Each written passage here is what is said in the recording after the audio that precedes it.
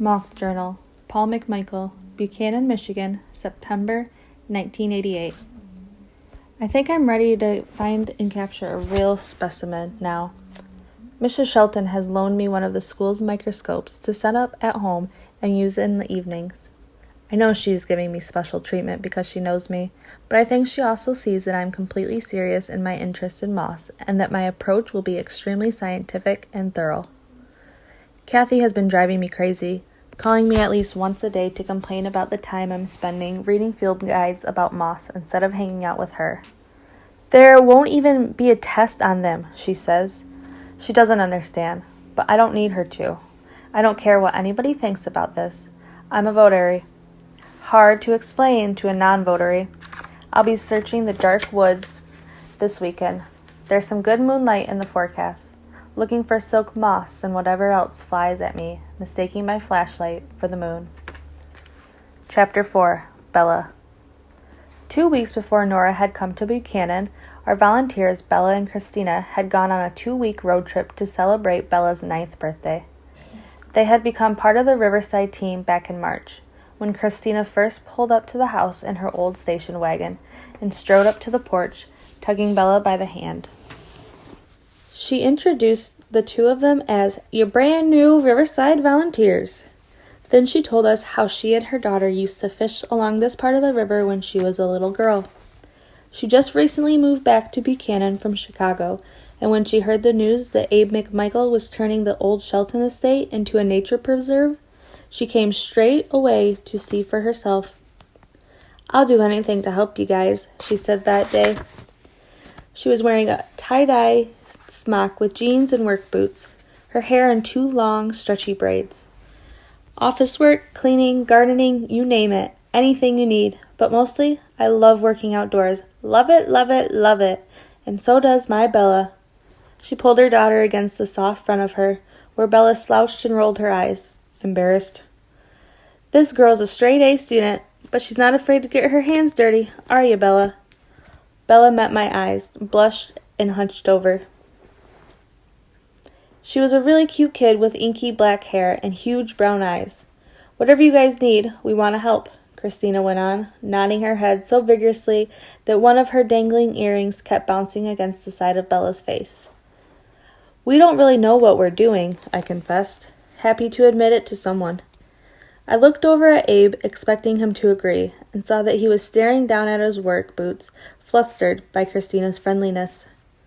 I had noticed before that he was extremely shy around women, but I was thrilled with the idea of having real volunteers. "If you don't mind working with a couple amateurs," I continued, giving both mother and daughter my masterfully handsome grin, "we'll take all the help we can get." As soon as they had driven away, Abe griped, "What are you talking about? Amateurs? We've had every inch of this place planned out for years." "Abe, they want to work here for free, and having volunteers will make our whole operation seem more professional." "I don't care about professional. I don't want to be bothered with finding things for 2 complete strangers to do, and one of them is a little kid." "Leave it to me, then," I insisted. "I'll handle it. I can manage the volunteers." And I did. I called Christina the next day and told her to come out the next Saturday. When I arrived myself that morning, there they were in the parking lot, sitting hip to hip on the hood of Christina's old Volvo, enjoying the first rays of springtime sun. Christina had a pair of binoculars, and Bella had a birding guide propped against her bony knees. "Osprey," Bella called, pointing to the sky. I looked up. Only 9 years old, and already she could tell the difference between a hawk and an osprey. And that smile, ear to ear, all teeth like her mom's, especially adoring when it was aimed at me. From that day on, she was my shadow. On their first day back from their vacation, I was so happy to hear their familiar squabbling in the kitchen that I came inside at a run, and even let Christina give me one of her squishy hugs. Bella was wearing a floppy hat, and I pushed it over her eyes and spun her around a few times, making her squawk with joy. My team, a reminder of the old order, the days at Riverside before a certain person had crashed the party. "Paul McMichael's daughter?" Christina exclaimed when I told her what she had missed. "And Abe had never met her?" She put her finger tips over her mouth in astonishment. Oh, this must be so intense for him.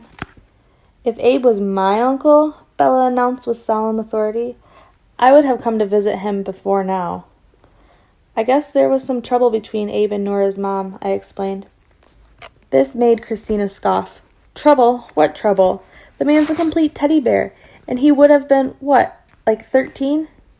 Here they come, Bella exclaimed at the office window, shushing us. Wow, she's really tall, Mama. Almost as tall as Abe. And she has the exact same color hair. They shambled into the office, Abe in his usual work clothes, Nora wearing ridiculously short cutoffs and those high-heeled sandals again. She had way too much makeup around her eyes, and this, along with her eyebrow stud, made her face particularly unfriendly. You're late, Christina exclaimed, thrilled to see Abe, who did what he always did when he first saw Christina, stared at the floor and turned bright red. But Nora's blue eyes flashed. We're not late, she argued. This is when we always get here. Sweetie, I'm kidding, Christina said, unruffled. We're so excited to meet you. Pete told us about you this morning. Nora flashed me a dark look. I returned it. Abe recovered enough to introduce Nora to the volunteers. Then he asked Christina what she and Bella were doing at Riverside so early. We couldn't wait to get back out here, Bella piped up. We miss Riverside so much. Mama says we're going to start making the river trail today. You're her mother? Nora asked Christina bluntly. Christina and Bella exchanged rueful glances. We get a lot of that, Christina said, patting the side of Bella's brown face. She's my big baby, all right? Bella announced to the universe, I'm not adopted. My dad is black, my mom is white. Big whoop. It's like that with me and my mom, too, Nora said. People ask me if she's my real mother all the time because... Her voice trailed off awkwardly. It was the first time I'd heard her offer a shred of personal information about herself. Even Abe looked surprised. I guess you take after those good-looking McMichaels then, Christina said warmly. She gave Abe an elbow in the ribs, making him blush again. This time, Nora noticed and broke into a slow smile. Your good-looking niece needs a pair of mud boots, mister, Christina bossed. She can't be hiking the trails in those sandals.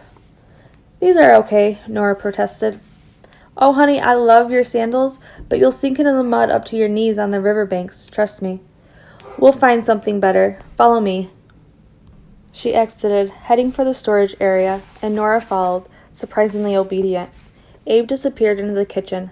I could hear him humming as he opened the closed drawers, happily making coffee for the team. I was alone with Bella. How much did you miss me? She asked. I cried every day, Bella girl. She threw a paper clip at me. It hit me in the forehead. Did Abe miss my mom? The question surprised me. If Abe had missed Christina at all in the past 2 weeks, he hadn't mentioned it to me. Man, oh man, did she miss him, Bella whispered, rolling her eyes. She talked about him for like the whole trip. Abe McMichael this, Abe McMichael that. Drove me nuts. I shushed her. I could hear Christina coming back into the office. Somehow, she had talked Nora into a pair of black rubber boots that looked about 3 sizes too big for her. I strangled back a cough, which Nora caught. Bella shot me a delighted glance and said with phony sweetness, Cool boots, Nora. Time to head down to the river, nature lovers, Christina sang. I'm riding with Pete, Bella called. Nora can ride with me, Christina countered. I'm going with my uncle, Nora protested. But at that moment, Abe stuck his head back into the office and announced that he had a quick errand to run in town. Go ahead with Christina, Nora, he instructed. Pete's in charge. He knows what to do. Naturally, I loved hearing this. I glanced in Nora's direction to see her reaction, but she was already clomping off behind Christina in her rubber boots. Bella eyed me sideways. You think she's pretty? She asked. I pretended to think hard about it. Well, maybe prettier than Abe. Another paper clip came flying. Okay, Abe is prettier. Another clip, then another, then a paper clip war. Finally, we pulled on our mud boots, calming down. Do you have any new drawings to show me? Bella asked. Soon as we get back. Have you drawn any moths yet? A few. Did you draw that one that's named after me? Isabella Tiger? I'll do that one next. I'm taking it slow. They're very intricate creatures, Bella girl. I bet you're drawing them perfectly, Bella insisted. She gave me her 100-watt smile. There's nothing like a 9-year-old fan to cheer a person up after a rough week. And if she thinks you do everything perfectly, even better. It was easy to keep out of Nora's way once we were gathered on the river. We were clearing a path through brush and pawpaw trees, laying bark in a fairly straight stretch along the eastern river bank. Both girls stayed close to Christina, spreading bark after Christina leveled the ground. Christina was a great worker. She was strong and fast, and she knew how to stay focused on a job until it was done. I worked ahead of the three of them, clearing saplings with the small axe and shoveling when necessary. It was a great day. Not too hot, plenty of breeze along the river, and no bugs. An hour into our work, I saw a pattern of tracks in the area we were grooming and stopped to identify them. The bounding pattern was clear. Hind feet tracks right inside of the front feet tracks. That meant mink. One of the first things Abe had taught me about laying in trails was that you never run a trail through an animal's den. Abe's rule: the critters were here first. "Hold it, folks," I called out. "I see mink tracks. Scat, too. There's a den nearby." Bella echoed helpfully.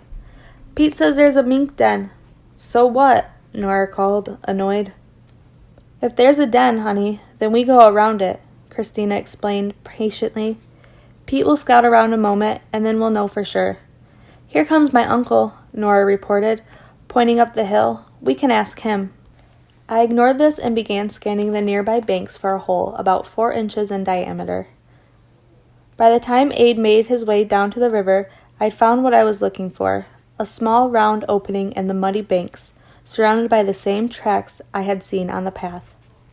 Bella was closest to me, and I waved her over. She bent close to the hole and gave a hushed cry. "It's the den! Mama, come and see!" As Bella and I peered into the opening, we made out the tiny face of 2 mink cubs staring out at us from within. "It's a family!" Bella cried. Abe drew closer.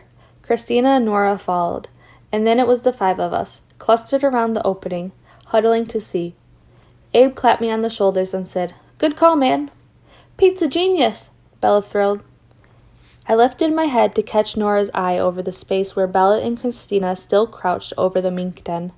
My smile was an invitation for her to join in my accomplishment. But she wasn't looking my way, and her expression was plainly astonished. Abe called behind me, "Let's angle the trail out a little, team. This way. Shouldn't take too long. Might need to cut down a few more saplings. I'll get a couple more axes from the truck." While he sprinted back up the hill, I asked Nora, "Ever used an axe?" Her tone was icy. "I think I can swing a damn axe, thank you very much." "Oh, really? Here then, use mine." I held out my axe and she took it into both hands clumsily, holding it away from her, obviously a novice. I pointed to the nearest tree. "Go ahead, let's see your technique." Abe appeared out of nowhere and calmly stepped between us. "I'll show you what to do," he said, but first flashed me a look of irritation. Nora also glanced at me. Through the damp curls at her forehead, the eyebrow with the metal stud in it arched mockingly. "Thanks, Uncle Abe," she said, drawing out the word uncle for my benefit. I turned away from this minor setback and stayed close to Bella for the rest of the day.